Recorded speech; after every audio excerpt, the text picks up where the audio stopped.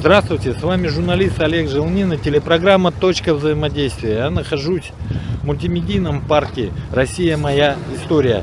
Сегодня здесь проводится ярмарка, выставка профориентации.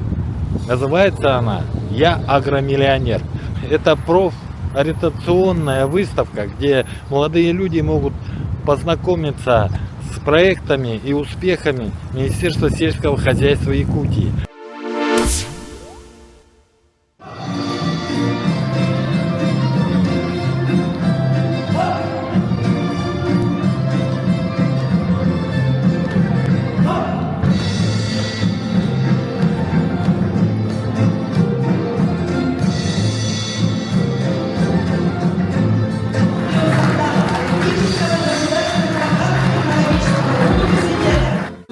В таких суровых климатических условиях Якутии создать бизнес в селе по направлению аграрного направления — это очень сложно. В каких серьезных климатических условиях закаляется наша молодежь, закаляются наши сельхозтоваропроизводители.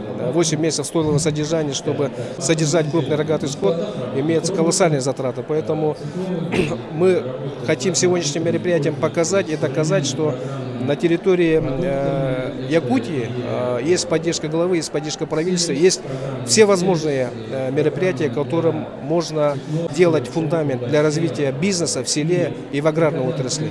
Есть все инструменты, только надо иметь желание и дерзать, развивать свои родные село. Впервые на выставке «Агромиллионер» представлена продукция, якутская продукция «Агату». Это продукция вяленая из оленины и жеребятины. Белок составляет 68%. Сухой продукции из оленины составляет 70% белка. Это значит высокобелковый продукт, концентрированный, с длительным сроком хранения. Разработали мы технические условия, утвердили в установленном порядке и внедрили у нас в мясоперерабатывающем цехе научно-производственной лаборатории «Арктик Биотех», которая у нас действует на кафедре в арктическом ГАТУ. Можно употреблять непосредственно в таком сухом виде вяленом. Можно из этой продукции готовить различные первые и вторые блюда. Непосредственные исполнители проекта. Человеку хватит на сутки 4 пакетика. Военным, которые ведут, бегают, прыгают, им нужно где-то 4000 килокалорий в сутки, поэтому этого пакета в сутки нужно где-то 4-5 штук. Данная продукция уже готова для поставки в зоны специальной военной операции. Ежегодно по всей стране формируется прогноз кадровой потребности. И на основании этого прогноза, уже сформированного прогноза, начинаем планировать, как уже обеспечить дополнительную замещающуюся потребность. И здесь, конечно, первое — это молодые специалисты, которые выпускаются. Во-вторых, это местные кадры. И в-третьих, если этими двумя потенциалом трудовых ресурсов мы полностью кадровую потребность не замещаем, то это привлечение из других регионов Российской Федерации или, может это быть иностранная рабочая сила. С этого года мы запустили новый проект «Работающие Якутия кадры». И в рамках данного проекта мы сейчас подписываем соглашение с работодателями, у которых имеется большая потребность в кадрах. Соглашение с нашими уже работающими предприятиями, партнерами, которые сегодня имеют многогодовые фундаменты, которые развиваются на местах, но имеют потребность в кадрах, молодых кадрах. Поэтому в таком ключе мы подписали соглашение и будем дальше работать. Особенность при подписании этих соглашений: за каждым работодателем прикрепляется индивидуальный кадровый консультант, составляется индивидуальный план работы по обеспечению трудовыми ресурсами, и на основе этого проводится вся работа. Мы решили на выставке, ярмарке объявить список финалистов первой республиканской сельскохозяйственной олимпиады школьников. Это наша якутская инициатива. Я думаю, что в будущем эта Олимпиада может стать российской при поддержке министерств соответствующих для решения той большой кадровой проблемы, которая есть и в Якутии, ну и во многих регионах нашей страны. Мы охватили в дистанционном формате 434 участника, 14 у нас муниципалитетов, 35 школ. Ну, а на финал мы пригласили, отобрали 63 человека. 4 апреля в 10-й школе города Якутска будет финал. По итогам их отбора и при наличии исследовательской работы мы уже с осени начнем их готовить для того, чтобы они поехали на перечень конференции в город Санкт-Петербург. Ну и участвовали у нас в республике по отбору конференции «Шаг в будущее». Для того, чтобы кадры в сельском хозяйстве у нас появились и были очень качественными, потому что Россия у нас становится одной из ведущих аграрных стран мира. И это нужно поддерживать, и я думаю, что дети это поймут, что это очень перспективная отрасль.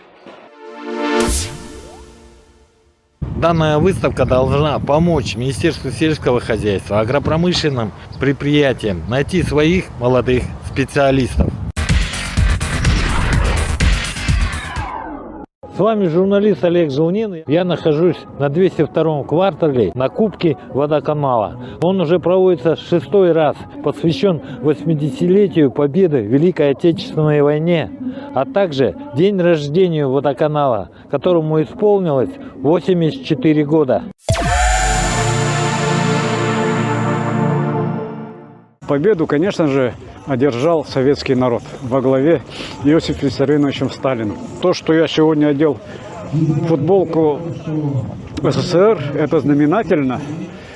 Тем более я родился при Советском Союзе, учился при Советском Союзе, в том числе и в высшем учебном заведении учился, в армии служил при Советском Союзе и работать начал при Советском Союзе. И считаю, что, несмотря ни на что, Советский Союз, я считаю, прародиной России. Надо помнить, и ведь мы же прекрасно понимаем, те, кто хорошо знают свою историю, у них есть будущее. И никогда не надо забывать об этом. Действительно, спортсменов более 480, потому что участвуют даже без номеров, но на самом деле здесь очень много народу, более 2000 человек. Главным спонсором Кубка водоканала является Газпромбанк, помогает ВТБ банк, а также СПХ Якутия и, конечно, сам водоканал. Кубок водоканала считается первым календарным соревнованием на улице. Поэтому здесь у нас все бегуны есть, и начиная от мастеров спорта, кандидатов, заканчивая маститыми нашими бегунами, международниками. Они друг другу вызывают на дуэль, там, друг другу кидают перчатки. То есть это само по себе, вот эта атмосфера, дух соревновательства говорит о том, что будущее есть. И мы, конечно же, максимально стараемся создать удобства. В прошлом году очень многие на улице замерзали, и с учетом этого мы добавили палатки, чтобы люди могли спокойно обогреться, да? Концертную программу расширили, чтобы людям было интересно, чтобы они после своей дистанции не уехали, а болели там за другие дистанции и так далее. Да? Все живут вот этим чувством вот этого весеннего, бегового, спортивного праздника.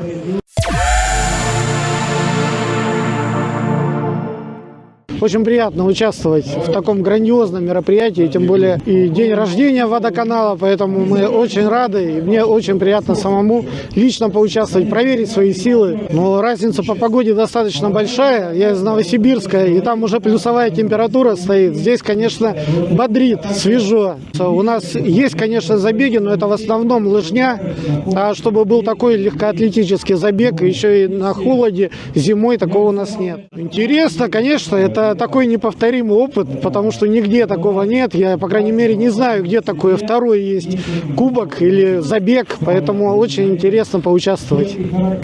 Ну, во-первых, это, конечно, здоровье, как говорится. Мне вот сейчас 65, вроде нормально бегаю еще, здоров, ни на что не жалуюсь.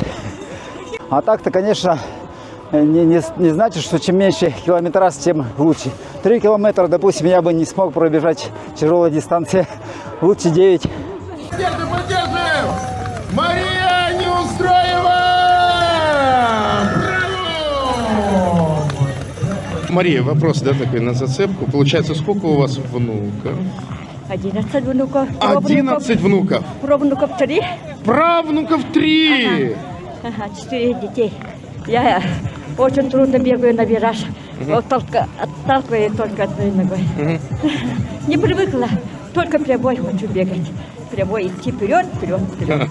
Номера 8 у нас и 7. Да, аплодисменты, ради победы! А то водоканал первый раз, а так в таких вот гонках, да, соревновался. Два раза примерно. Никто не мешал бежать или как сложно было? Нет, было очень хорошо, так как тренировался этому всегда. Устали? Нет, могла еще 3 километра побежать. Как сегодня? Первый раз бежала. Хорошо. Что нужно, чтобы добраться до финиша? Выносилась цель в голове, чтобы пробежать до конца. От уровня подготовленности. Если ты слабо готов, то бежишь 3 километра. Если сильно готов, средне готов, 9 километров. Если ты уже себя считаешь более профессиональным, то можно 21 попробовать. Ну, эстафету мы провели с прошлого года, проводим. Первый забег – это предприятие только, где работают, да, допустим. А второй вот клубные команды, типа, можно так сказать. Второй забег. Это Тим Жиркова. Вот сегодня выиграла команда Саханефтегазбыт. Он второй год подряд. Второе место занял Сбербанк. Третье место занял ВТБ. В прошлом году, если 4 предприятия участвовали, в этом году уже 6 команд. Почему мы выбрали именно вот ледовый забег? Во-первых, у нас день рождения 27 марта. Во-вторых, лед, снег, вода – это все, что связано с водоканалом. Девизом может быть вот свежий воздух, лед, вода – наши лучшие друзья.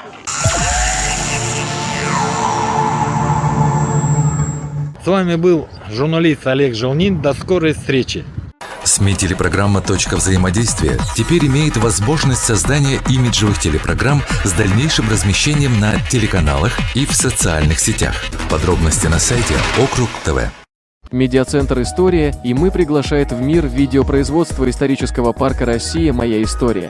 Мы предлагаем интернет-трансляции, многокамерную съемку, услуги видеооператоров, фотографа и режиссера монтажа. Ждем вас по адресу город Якутск, улица Уткина, 5.